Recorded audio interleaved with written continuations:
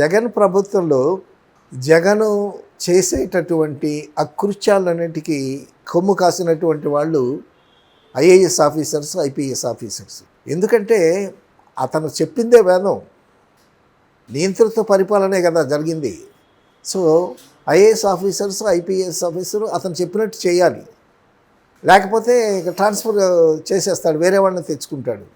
ఇప్పుడు ఏంటంటే ఏ ప్రభుత్వం వచ్చినా సరే ఆ ప్రభుత్వానికి చెప్పినట్టు వినాల్సిన పరిస్థితి వచ్చింది ఐఏఎస్ ఆఫీసర్స్ కానీ, ఐపీఎస్ ఆఫీసర్స్ కానీ. అయితే మొన్న మాత్రం జగన్ పరిపాలనలో ఐఏఎస్ ఆఫీసర్స్ అతనికి ఎదురు చెప్పలేకో, లేకపోతే అతనికి ఫేవర్ చేద్దామనే ఉద్దేశంతో చాలా అడ్డగోలుగా చేశారు.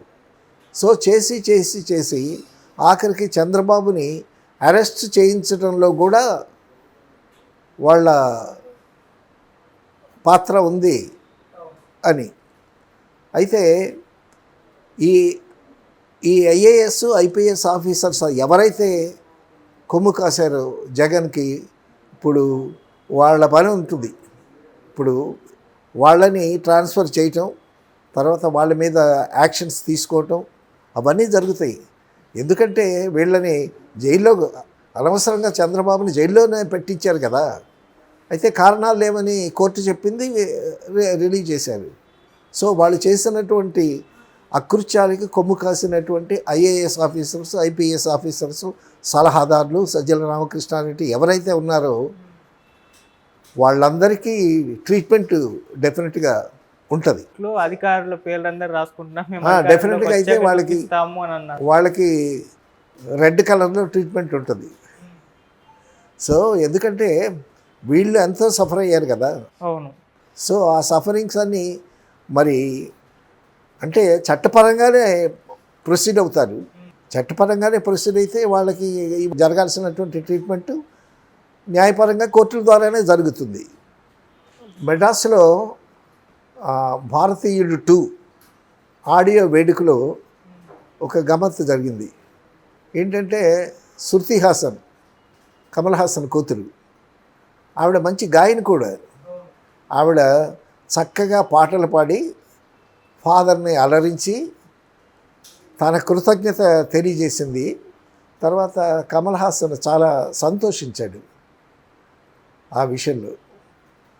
సో ఏదైనా నటి అయినా, నటి కాకపోయినా, ఒక ఐఏఎస్ ఆఫీసర్ అయినా, లేకపోతే ఒక గృహిణైనా తండ్రికి కూతురే కదా. కూతురు ఆ విధంగా తను పాటలు పాడి ఆడియో వేడుకలో తనని అలరించిందంటే సంతోషమే కదా. సో ఇక్కడ ఒక విషయం చెప్పుకోవాలి. ఏంటంటే ఇప్పుడు ఫాదర్ అండ్ రిలేషన్ ఎలా ఉందంటే, అది డాటర్ కానీ సన్ కానీ పేరెంట్స్తో పిల్లల రిలేషన్ ఎలా ఉందంటే, వీళ్ళేమో చదువుకుంటున్నారు, చదువుకుని విదేశాలకు వెళ్ళిపోతున్నారు. ఆడపిల్లలు కూడా విదేశాలకు వెళ్ళిపోతున్నారు. విదేశాలకు వెళ్ళిపోయి అక్కడ బాగా సంపాదించుకుని తిరిగి వద్దాం అనుకున్నా కూడా అక్కడికి వెళ్ళిన తర్వాత ఆ కంఫర్ట్స్, ఆ ఇన్కము, ఆ శాలరీస్ అవన్నీ చూసి అక్కడే సెటిల్ అయిపోతున్నారు. సో అప్పుడు ఏమవుతుంది, పేరెంట్స్ ఇక్కడ లోన్లీ అయిపోతున్నారు. తల్లి కానీ తండ్రి కానీ, తండ్రి అంటే చాలా వ్యాపకాలు ఉంటాయి కాబట్టి ఆ తండ్రి చాలా వ్యాపకాల మీద ఉంటాడు. బట్ తల్లి హౌస్ వైఫ్, ఉద్యోగం చేసే తల్లి అయినా సరే ఇంటి పనులు చూసుకుంటుంది కదా. సో హౌస్లో పిల్లలు ఉండేటప్పుడు వాళ్ళకి ఏం ఫుడ్ తయారు చేయాలి, ఉదయం వాళ్ళు చదువుకోవటానికి వెళ్ళేటప్పుడు క్యారేజెస్ ఎలా సర్దాలి, వాళ్ళ బట్టలు ఏంటి, వాళ్ళ మంచి ఏంటి, వాళ్ళ చెడ్డ ఏంటి, వాళ్ళు ఎక్కడికి వెళ్తున్నారు, వాళ్ళ స్కూల్ ఎడ్యుకేషన్ ఏంటి, పేరెంట్స్ మీటింగ్ ఏంటి, వాటన్నిటికీ అటెండ్ అవుతారు. So they will enjoy the company of children. ఇప్పుడు తల్లిదండ్రులకి ఆ పిల్లలతో ఉండేటటువంటి ఆనందం ఇంకా ఎందులోనూ ఉండదు. సో వాళ్ళ కేరు, వాళ్ళ ఎడ్యుకేషను, వాళ్ళ హెల్త్, ఏదన్నా జ్వరం గీరం వచ్చిందనుకో, అప్పుడు ఆ పిల్లల్ని అసలు తిండి తిప్పలు మానేసేసి హాస్పిటల్కి తీసుకెళ్ళి, డాక్టర్ దగ్గరికి తీసుకెళ్ళి పగలు రాత్రి వాళ్ళకి సర్వీస్ చేసి, వాళ్ళ జ్వరాలు నయమైన తర్వాత ఇంటికి తీసుకొచ్చి మళ్ళీ రెస్ట్ ఇచ్చి ఆ విధంగా పెంచుకొస్తారు పిల్లల్ని. ఇంత ఒక యుక్త వయసు వచ్చే వరకు, టీనేజ్ వచ్చే వరకు తల్లిదండ్రులు పిల్లల్ని ఆ విధంగా పెంచి పిల్లలు ఒక్కసారి ఇల్లు విడిచి అబ్రాడ్ వెళ్ళారనుకో, అప్పుడు తండ్రి తట్టుకోగలడేమో కానీ తల్లి మాత్రం తట్టుకోలేదు. సో ఇది చాలా జరుగుతుంది. వెళ్ళిపోయిన తర్వాత కొన్నాళ్ళు ఉండి మళ్ళీ వస్తారులే అనుకోవటానికి లేదు. అక్కడ వెళ్ళిన తర్వాత అబ్రాడ్లో అక్కడే జాబ్ చేసుకొని అక్కడే సెటిల్ అయిపోయి అక్కడే పిల్లల్ని కానీ అక్కడే ఉంటున్నారు. ఇటువంటి పరిస్థితుల్లో పేరెంట్స్కి ఒక గమ్మత్తైన ఒక సిండ్రోమ్ వస్తుంది. దాన్ని ఏమంటారంటే ఎంటీనెస్ సిండ్రోమ్ అంటారు. ఎంటీనెస్ సిండ్రోమ్ ఏంటి, తల్లిదండ్రి భార్యాభర్తలే ఉంటారు, ఆయనేమో ఏదో పని మీద వెళ్తాడు, ఈవిడ ఇంట్లో ఒంటరిగా ఉంటుంది, కొడుకు గది కానీ కూతురు గది కానీ ఖాళీగా ఉంటుంది, అటు ఇటు వెళితే ఎవరూ కనిపించరు. సో ఒక సైకలాజికల్గా కొంచెం ఒక డిప్రెషన్లోకి వెళ్ళిపోతారు. దాన్ని ఎంటీనెస్ సిండ్రోమ్ అంటారు. సో ఈ సిండ్రోమ్ ఎప్పుడు తగ్గుద్ది అంటే మన ఇండియా కూడా డెవలప్ అయ్యి ఇప్పుడు ప్రపంచంలో బాగా ఫాస్ట్గా డెవలప్ అవుతున్న కంట్రీస్లో మన భారతదేశం ఒకటి. కాబట్టి భారతదేశంలో డెవలప్ అయ్యి ఉద్యోగ అవకాశాలు పెరిగి ఉపాధి అవకాశాలు పెరిగి పరిశ్రమలు బాగా వచ్చి సో స్వయం సిద్ధి సంపాదించేటప్పుడు అప్పుడు బయటకు వెళ్ళాల్సిన అవసరం లేదు. చాలామంది అబ్రాడ్ వెళ్ళినా అక్కడ కొన్నాళ్ళు ఉండి, సో ఒక డాక్టర్ ఉన్నాడు అనుకో, ఆ డాక్టరు ఎంఎస్ అదంతా చేసి అక్కడ కొన్నాళ్ళు గెయిన్ చేసి ఒక ఎక్స్పీరియన్స్ గెయిన్ చేసి తిరిగి నా సర్వీసెస్ నా దేశానికి నా ప్రజలకి ఉపయోగించుకోవాలనేటువంటి ఉద్దేశంతో తిరిగి ఇక్కడికి వస్తారు.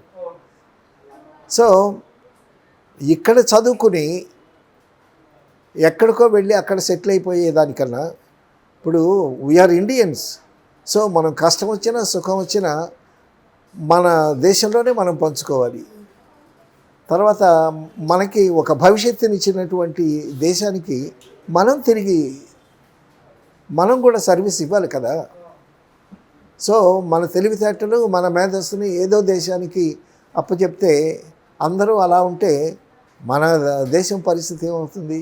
సో పేరెంట్స్లో పిల్లలు దూరంగా ఉండేటటువంటి పరిస్థితులు వల్ల ఈ ఎంటీనెస్ సిండ్రోమ్ అనేటటువంటిది వస్తుంది. సో అది ఒక సైకలాజికల్ డిసీజెస్. మళ్ళా దానికి ట్రీట్మెంట్ ఇప్పించి మళ్ళా ఆ భర్త వైఫ్ని తీసుకెళ్ళి సైకియాట్రిక్ ప్రాబ్లం, అది మెంటల్ ప్రాబ్లం అన్నమాట, దానికి మందులు ఇచ్చి మళ్ళీ ఓదార్చి మళ్ళీ వాళ్ళకి పిల్లలకి ఫోన్ చేస్తే వాళ్ళు తిరిగి వస్తే అదొక ఆనందం, రాకపోతే అంతే. ఇప్పుడు ఉదాహరణకి మ్యూజిక్ డైరెక్టర్ ఆనంద్ ఉన్నాడు, మేము శ్రీకాకుళం నుంచి ఫ్రెండ్స్. సో శరత్ బాబు చెన్నైలో ఉన్నాడు, ఆనంద్ ఏమో ఇక్కడే ఉన్నాడు, హైదరాబాద్ షిఫ్ట్ అయ్యాడు. సరే నేను హైదరాబాద్లో ఉన్నాను. ఇతనికి కరోనా వచ్చింది, ఆనంద్కి కరోనా వచ్చింది. మంచి గాయకుడు ఆనంద్, గాయకుడు, మ్యూజిక్ డైరెక్టరు, తర్వాత అబ్రాడ్లో కూడా అమెరికాలో కూడా చాలా ప్రోగ్రామ్స్ చేశాడు. ఇతనికి కరోనా వచ్చింది. కరోనా వస్తే ఇద్దరు పిల్లలు అమెరికాలో ఉన్నారు, వాళ్ళు వెంటనే రావడానికి వీల్లేదు. నేను శరత్ బాబుకి ఫోన్ చేశాను, ఆనంద్ మన ఫ్రెండ్ కదా, సో కాబట్టి నువ్వు అక్కడి నుంచి ఫోన్ చేసి ఇక్కడ నీకు తెలిసిన వాళ్ళు డాక్టర్స్ ఫ్రెండ్స్ ఉంటారు కదా, సో అతనికి ఏదన్నా ఆల్రెడీ చనిపోయాడు ఉన్నాడు, సో